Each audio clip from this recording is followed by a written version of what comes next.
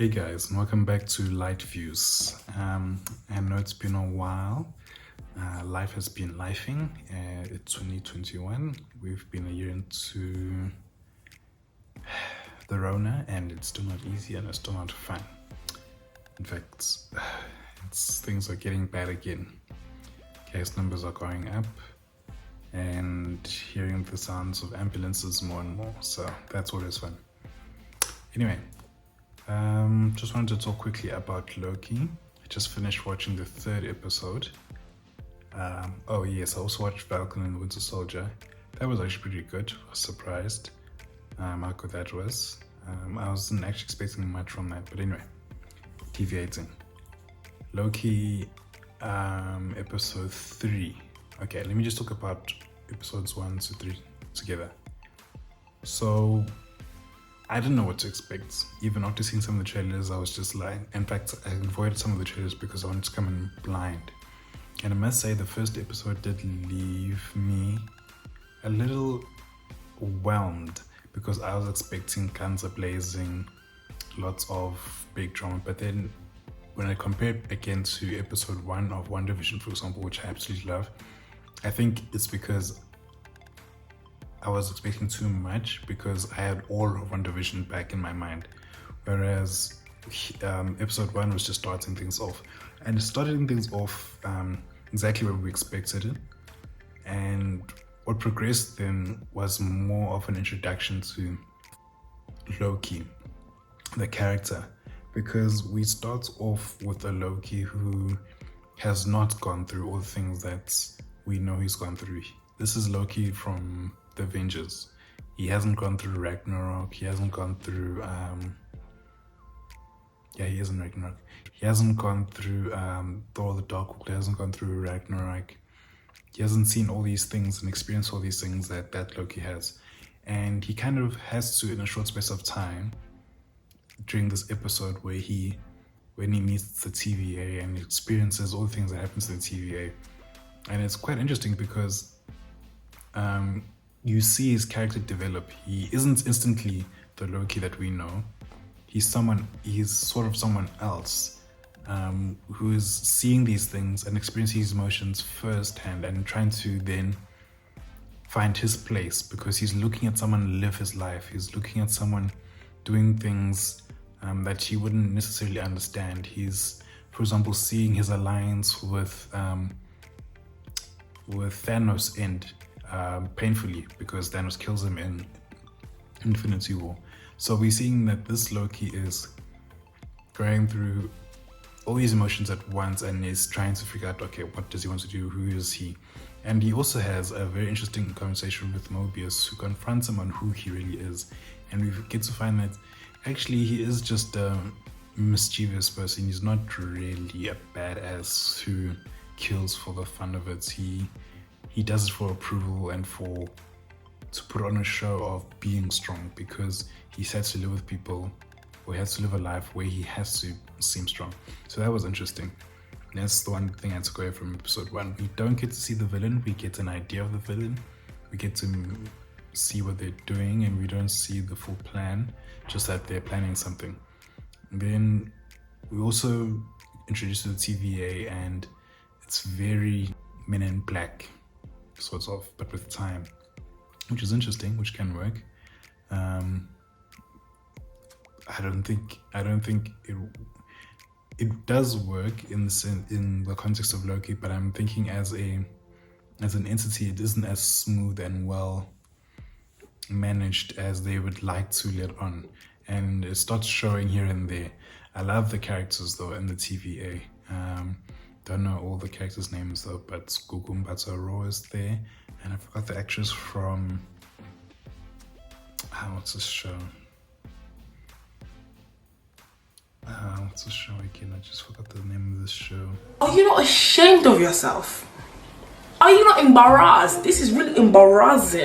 But anyway, she's really good in this. She's really strong.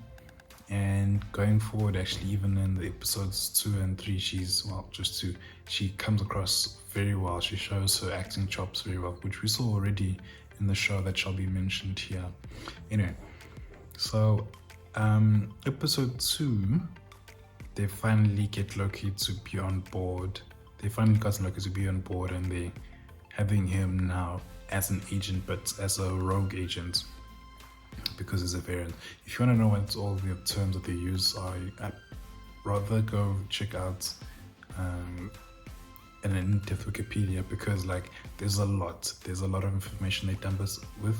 There's a lot of stuff that happens, the blessed timeline or the sacred timeline, whatever it is, the variants, the all these sort of terms, they are explained better elsewhere. I'm just giving you what I felt and what came across really strongly for me in the episodes.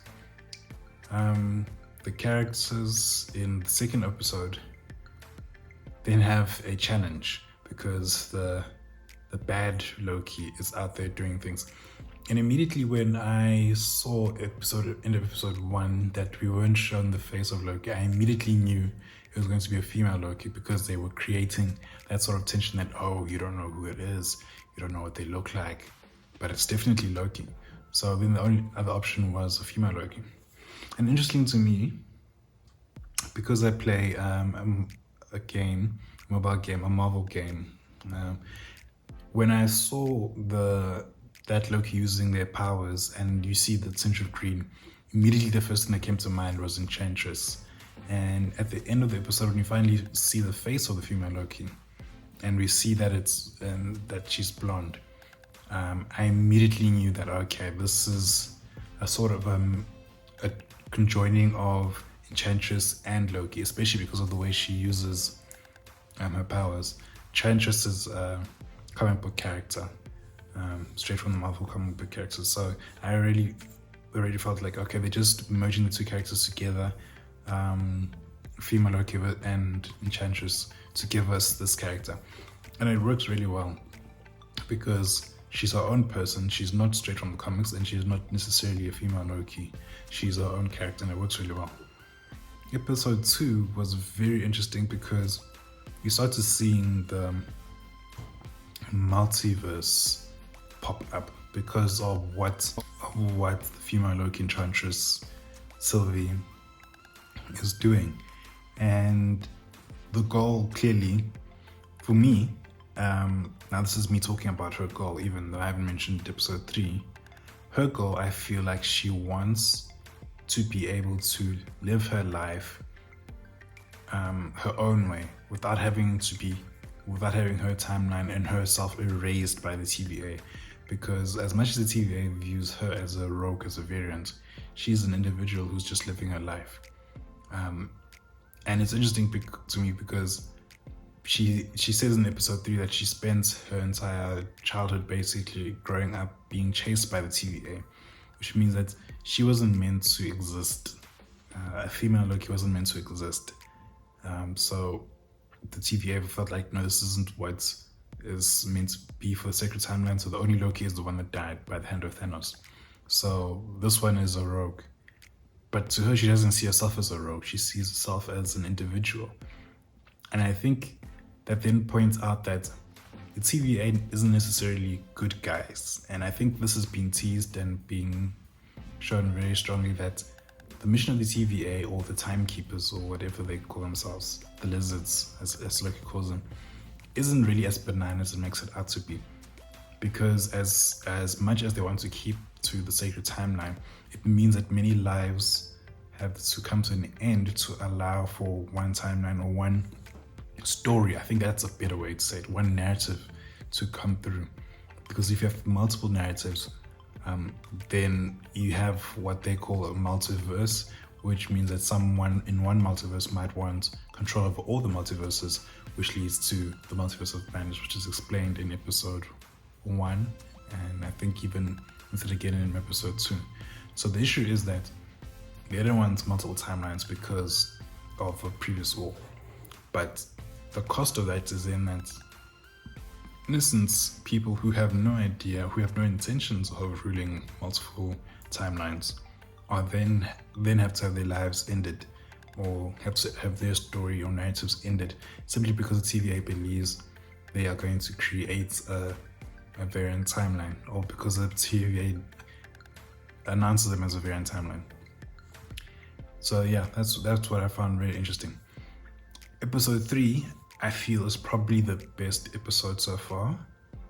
And I absolutely loved what they did in episode 3. Because in episode 3, firstly, we obviously then have to find the story of Sylvie, as she likes to be called, Enchantress's name in the comics.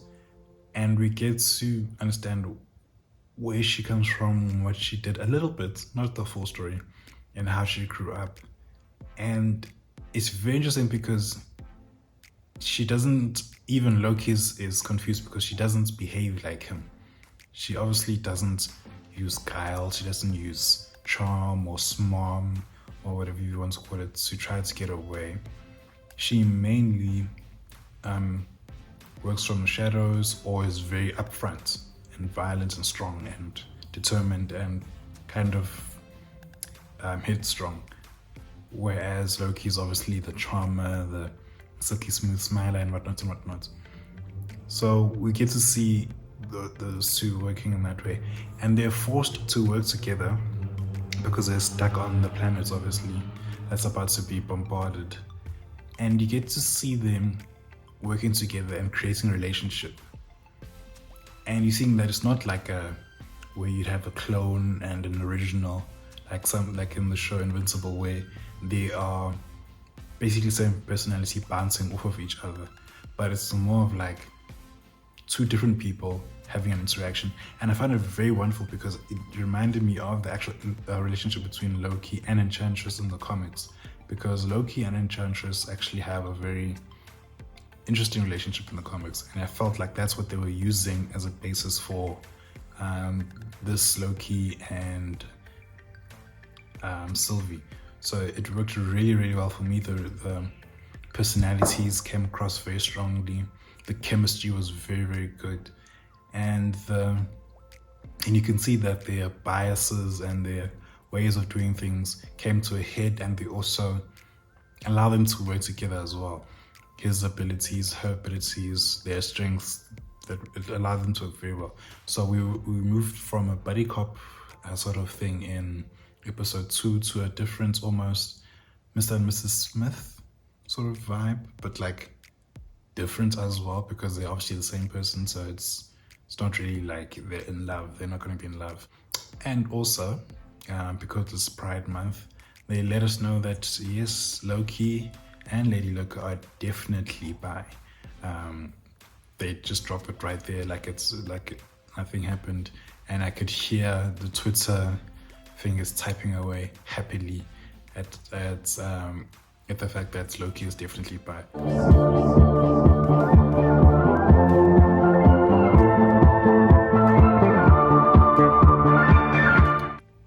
Very much relevant to his character. Very much in keeping with his character, actually. But anyway, I really think that third episode was wonderful. It left off on a cliffhanger. And I think they're going to be saved. What do I think is going to happen in the next episode 4? I think they're going to be saved. I think the TVA is going to come swooping in after hunting for them. Oof, but the TVA has the hands full with the timeline. But I think maybe Mobius himself is going to come looking for them in this particular apocalypse, because they're stuck in an apocalypse. So I think Mobius might come looking for them and save them himself, because he believes that obviously they need. He's biased because he's obviously likes Loki, but he also feels like he'll probably give the idea that no, they need Loki to fix what Loki broke, the other Loki, variant Loki broke. And another big bomb that they dropped, that Sylvie dropped, was that all the TVA agents were once human beings who are variants. Now that is a massive bomb, because I had an idea that they were human, but I didn't realize that they were actually variants, where their memories wiped, basically. Now that means though that Mobius had a human life, and he lived his life, and it might have ended there. So it could be that we might find out something about him. We might find something about Gugumbata's raw characters as well. But anyway, it's a juicy tidbit. It's very juicy, and I wonder what they're going to do with it. it's definitely going to affect the show in the long run. But where is this all going? At first, I felt like this was like WandaVision in the sense that there's not going to be a payoff now. The only payoff we're going to see is in the multiverse of madness with Doctor Strange. But I think there is going to be a payoff in this series. I think the narrative, well, they're not going to fix the multiverse. I think Marvel is going big. The MCU is going very big. And one of the things that they're doing by going big is allowing a bit of chaos. And the MCU has been very careful over the years since they first came out about maintaining a very simple, grounded storyline. But I feel like now that they've set up that we love them and we'll let them do anything that they want, that they're really starting to let loose, and they're really starting to show that they're happy to throw in some chaos. And the chaos that they're throwing in is top tier, because a multiverse means so much can happen. It means, I mean, the fact that they've already shown us by having a male and a female Loki, even though technically the one is based off of an existing character, it shows us that they could go anywhere with this, and we couldn't predict anything that they're about to do. If in Doctor Strange, Multiverse of Madness, we still keep a multiverse and it's allowed to keep going, they don't solve the problem there, then it means that going forward, things like the X-Men can fit in very perfectly in the multiverse. Other brands and other groups like, what are these people called? Inhumans can come in and can fit in and just be part of a different timeline. So all these different characters that the MCU has been trying to bring in, but they might have been confused as to how they could bring in, can be brought in anyhow they want now. Like, I mean, you can drop in any character and just say, oh, they're just from that universe, they've been living this life. You don't need a backstory so much. You just need to say they're from universe what, from timeline what, and there they are. We can intimate whatever backstory you want. I mean, they could literally bring in a different Spider-Man if they want, which is something that people have been predicting is what's going to happen in Spider-Man.